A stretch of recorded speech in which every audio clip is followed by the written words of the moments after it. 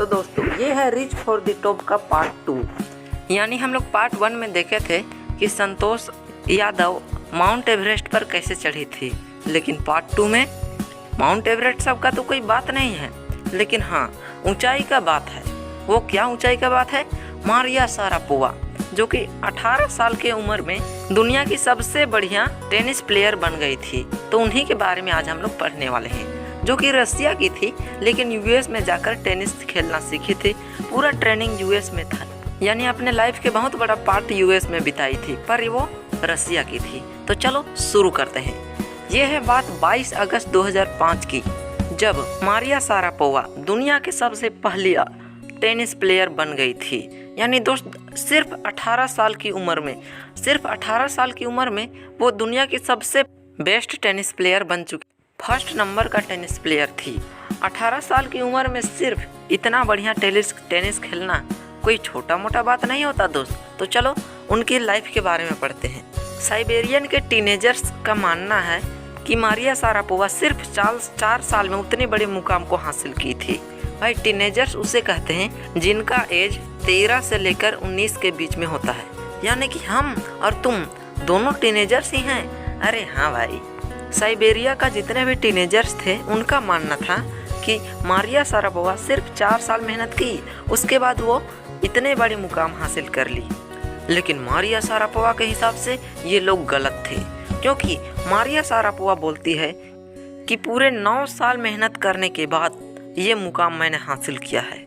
उसके साथ वो अपनी लाइफ की पूरी स्टोरी बताती है कि वो कैसे अपने जीवन के कठिनाइयों से पार की, कितनी बड़ी कठिनाइयाँ उनके जीवन में आई, फिर भी वो उन कठिनाइयों को पार करते हुए ये मुकाम को हासिल की। वो सारी बातें इस चैप्टर के द्वारा आप सभी को बताया जा रहा है।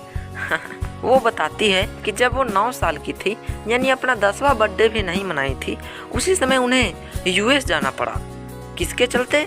भाई अपना ट्रेनिंग का चलते, टेनिस ट्रेनिंग के कारण उन्हें यूएस जाना पड़ा। यूएस बोलते हैं यूनाइटेड स्टेट ऑफ अमेरिका को। तुम बोलोगे इसमें कौन सी बड़ी बात है, मुझे तो 9 क्या 8-7 साल में भी कहीं पर ले जाओ, कोई दिक्कत नहीं है। लेकिन भाई मारिया शारापोवा सिर्फ अपने पापा के साथ गई थी। इसके पापा का नाम यूरी था। ये लोग अपनी माँ को भी साथ में यूएस ले जाना चाहते थे, लेकिन वीजा रिस्ट्रिक्शन के चलते वो अपने माँ को अपने साथ नहीं ले जा सके। इसकी मम्मी का नाम था येलेना। मारिया शारापोवा और यूरी ये दोनों फ्लोरिडा चले गए, यानी यूनाइटेड स्टेट ऑफ अमेरिका। अब वो ट्रेन से यूएसए पहुंच गए। जाने में तो बहुत मज़ा आया, लेकिन वहां जाने के बाद मारिया शारापोवा को अपनी मम्मी की याद आने लगी। वो अपनी माँ को बहुत मिस कर रही थी, माँ के साथ अपने पापा को भी, क्योंकि दोस्त उनके पापा को बहुत काम करना पड़ रहा था ताकि वो मारिया शारापोवा की फीस दे सके, जिससे कि वो ट्रेनिंग पूरा कंप्लीट कर ले। उन्हें इतना काम करना पड़ता था कि उन्हें मारिया शारापोवा से मिलने का टाइम भी नहीं मिलता था। अब मारिया शारापोवा को तो टेनिस ट्रेनिंग कराना है, तो इसके लिए तो काम करना पड़ेगा, क्योंकि टेनिस ट्रेनिंग में बहुत ज़्यादा पैसा लगता है दोस्त। क्योंकि टेनिस सीखने के बाद पैसा भी बहुत कमाई होता है, ये भी जान लो। अब टेनिस सीखना तो जरूरी था मारिया शारापोवा को। मारिया शारापोवा बिना अपने माँ बिना अपने पापा के बहुत अकेला फील करने लगी। भाई 9 साल का बच्चा बिना अपने माता पिता के कैसा होगा तुम सोच सकते हो। 9 साल में अपनी माँ से बिछड़ने के साथ बहुत सारे कठिनाइयों का भी सामना करना पड़ता था। एक तो उधर बिछड़ने का दुख अलग से, ऊपर से इधर बहुत कठिनाई भी पड़ता था दोस्त। क्या क्या कठिनाइयों का सामना करती थी, वो सारा कठिनाइयों के बारे में इस वीडियो में चर्चा होगा। टेंशन मत लो, बने रहो वीडियो में, थोड़ा देर के बाद बहुत मज़ा आने वाला है। तो इतनी छोटी बच्ची थी, तो इसलिए वो रात 8 बजे वो सो जाती थी। लेकिन क्या होता था देखो, जब वो सो जाती थी और गहरी नींद में थी, तो जस्ट 11 बजे उनके सीनियर्स आते और बोलते उठो, कह के उठा देते। उठाने के बाद उसे पूरा कमरा साफ करवाते। देखो भाई, रात को एक तो सोने में डिस्टर्ब किया ये लोग, उसके बाद कमरा भी साफ करवा रहे हैं। बेचारी मारिया शारापोवा को सारा काम अकेला करना पड़ता था। लेकिन फिर भी मारिया शारापोवा इस सबसे डिमोटिवेट नहीं हुई। जब उनके सीनियर्स आते तो वो साफ कर देती थी और फिर बाद में फिर सो जाती थी, तो ये सब करती थी। लेकिन वो कभी डिमोटिवेट नहीं हुई, वो टेंशन में नहीं पड़ गई, वो बस अपने आप को स्ट्रॉन्ग बनाते गई। उसे पता था कि उसे अपने आप का कैसे ध्यान रखना है, अपने स्वास्थ्य का कैसे ध्यान रखना है। और वो लगातार मेहनत करते रहे। ये नहीं कि साला इतना सारा काम धंधा करो, साथ में टेनिस का फीस भी दो, ऊपर से काम धंधा भी करना पड़ रहा है। छोड़ो टेनिस फेनिस का सपना, ये फालतू चीज़ है, ये सब अपने ध्यान में कभी नहीं लाई। इतने सारे प्रॉब्लम आने के बावजूद वो अपने आप को स्ट्रॉन्ग बनाते चली गई, वो कभी अपने आप को डिमोटिवेट नहीं की। अब तुम्हारे दिमाग में एक क्वेश्चन आ रहा होगा कि ये मोटिवेट किससे होती थी, कैसे ये मोटिवेट होती थी, कैसे ये अपने आप को स्ट्रॉन्ग बना रही थी। तो चलो आंसर सुन लो। भाई इसके पास ना टेनिस के अलावा कोई दूसरा रास्ता नहीं था, क्योंकि इसके पापा इतना दिन रात काम करके इसकी फीस भर रहे हैं, तो इन्हें तो सफल होना ही होगा, कोई हाल में होना होगा। उनके पास दो रास्ता था, एक तो ये सब कठिनाइयाँ को देखकर पीछे भाग जाना कि छोड़ छाड़ दो ये टेनिस को, कोई दूसरा काम चालू करते हैं, कोई नया बिजनेस चालू करते हैं, ये सब में कोई फ़ायदा नहीं है ये सब। और दूसरा रास्ता अपने गोल को अचीव करना, टेनिस में आगे बढ़ जाना। तो मारिया शारापोवा को टेनिस में आगे बढ़ने वाला रास्ता अच्छा लगा और वो वही रास्ता को चुनी। जितना भी कठिनाइयाँ आती, सारा चीज़ को सामना करके अपने संघर्ष को बरकरार रख, ताकि अपने सीनियर्स को मुंह तोड़ जवाब दे। जो लोग इनको रात को 11 बजे उठाकर काम करवाती थी, उनको मुंह तोड़ जवाब देने का इसका सपना था। वो तभी होता जब वो टेनिस में आगे बढ़ जाती। तो यही इनकी सफलता का एक चाबी है। कब का सफलता, चलो मैं बताता हूँ कब का सफलता। विंबलडन एक जगह का नाम है, जहाँ पर 2004 में इनको वुमेन्स सिंगल क्राउन मिला था। भाई अब तुम पूछोगे कि ये कैसा दिखता है। अरे भाई तुम्हारे जो बुक में मारिया शारापोवा एक चीज़ पकड़ के खड़ी है ना, वो यही है।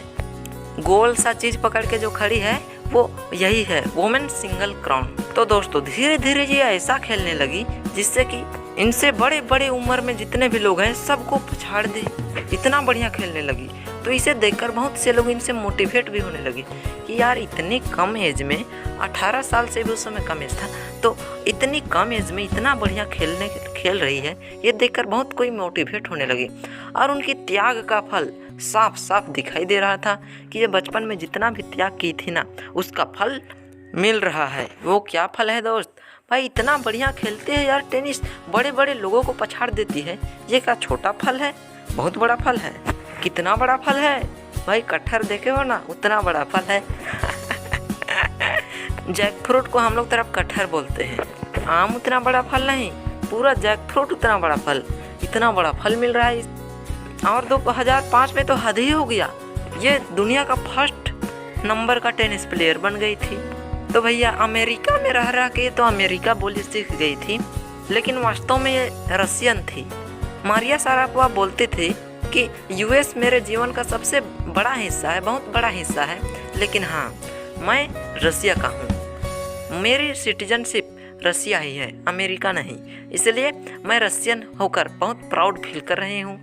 यदि रसिया के लोग चाहे तो मैं रसिया की तरफ से ओलंपिक, टेनिस के ओलंपिक में भी भाग ले सकती हूँ, रसिया की तरफ से, अमेरिका में सीखकर रसिया की तरफ से। और ये क्या क्या करना पसंद करती थी भाई? ये फैशन में बहुत इंटरेस्ट लेती थी, डांसिंग और सिंगिंग, ये सब चीज़ें में ये बहुत इंटरेस्ट लेती थी।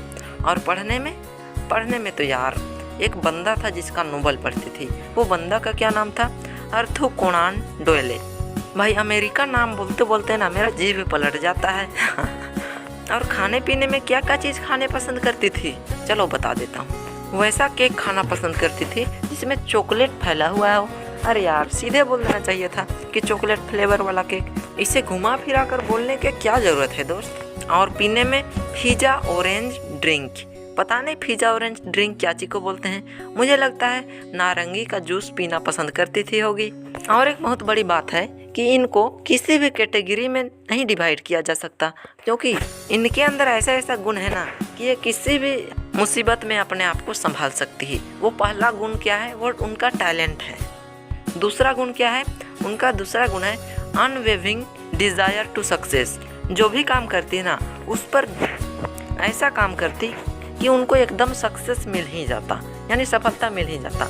और तीसरा सबसे बड़ा गुण था, वो क्या गुण था? रेडीनेस टू सेक्रीफाइस, यानी त्याग करने के लिए हमेशा तैयार रहना। जैसे कि यार टेनिस के लिए उन्हें ट्रेनिंग लेना था, तो वो 9 साल की उम्र में ही अपने घर छोड़कर अपने माँ को भी त्याग कर दी थी। और चैप्टर के लास्ट में वो बात बोल ही दी जिसका डर था क्या डर था भाई? वो उनको बोल रही है जो उनसे जलते हैं। किस लिए जलते हैं? वो पैसा कमा रही है इसीलिए जलते हैं। वो बोलती है कि मैं ये जो कमा रही हूँ ना, ये 9 साल के मेहनत के बाद मुझे ये मिला है। कोई थोड़ा मोड़ा मेहनत के बाद नहीं, पूरे 9 साल पानी की तरह मेरे पापा मेरे ऊपर पैसा बहाएं, उसके बाद मैं आजकल पैसा कमा रही हूँ, तो कोई मुझे जल भी नहीं सकता। उसके बाद वो बताती है कि टेनिस एक स्पोर्ट भी है, एक बिजनेस भी है।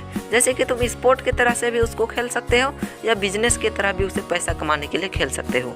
और एक चीज़, जो पैसा है ना दोस्त, वो मोटिवेटर है, वो तुम्हें मोटिवेट करता है। जिस चीज़ में तुम्हें पैसा नहीं मिलेगा ना, वो चीज़ तुम्हें करने के लिए मन ही नहीं लगेगा। लेकिन ये बात भी है, टेनिस खेलना और नंबर 1 बनना, टेनिस खेलकर नंबर 1 बनना, ये दोनों में अंतर है। टेनिस खेलना और टेनिस खेलकर नंबर 1 बनना, ये दोनों में अंतर है। तो दोस्तों, आज की कहानी का मोरल तो यही है, बाधाएं कब रोक सकी है आगे बढ़ने वालों को? अरे बाधाएं कब रोक सकी है आगे बढ़ने वालों को? विपदाएं कब मार सकी है मरकर जीने वालों को? वाह वाह वाह वाह भाई, जिस चीज़ को करने के लिए तुम अपने दिमाग में ठान लोगे ना, वो चीज़ तुम्हें करने के लिए कोई बंदा नहीं रोक सकता, स्वयं भगवान भी नहीं। तो आज के लिए तो बस इतना ही। बाय बाय, मिलते हैं नेक्स्ट चैप्टर में।